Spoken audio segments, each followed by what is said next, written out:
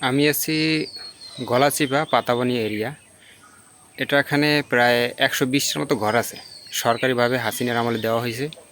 তো আমি আপনাদেরকে একটু দেখাইতেছি যে এখানে ১২০টা ঘরের মধ্যে প্রায় ৮০টাই খালি।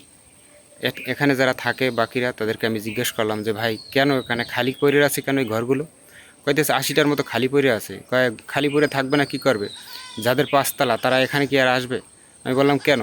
কয় যারা আওয়ামী লীগ করতো তাদেরকে এই ঘরগুলো বেশিরভাগ দেওয়া হয়েছে, দলীয়ভাবে ঘরগুলো এখানে দেওয়া হয়েছে। প্রকৃত যারা ঘর পাওয়ার যোগ্য তারা কিন্তু ওখানে পায়নি।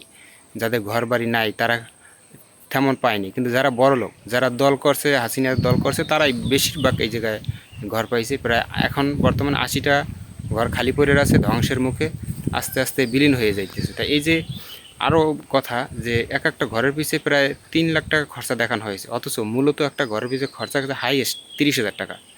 তাই ৩০,০০০ টাকার মতো খরচা যাওয়া, আর ওখানে খরচা দেওয়ানো হয়েছে ৩ লক্ষ টাকা।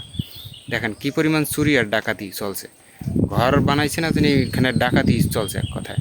সরকারি ঘর দেখানো হয়েছে, কিন্তু প্রকৃত যাদের জন্য ঘর বানানো হয়েছে তারা কিন্তু পায় নাই।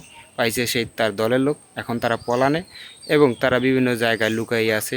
ঘরগুলার এখন পরিণতি খুবই খারাপ। আর বর্তমানে যে এখন যাদের ঘর নাই, বাড়ি নাই, তারা যে উঠবে সেই পরিস্থিতিও নাই, কারণ নামে বরাদ্দ দেওয়া।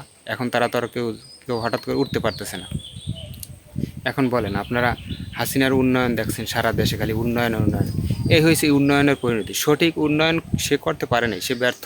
সে চুরি ডাকাতি লুটপাটের মধ্য দিয়েই রাজ কায়েম করছে। আসলে সঠিকভাবে উন্নয়ন সে করতে পারেনি।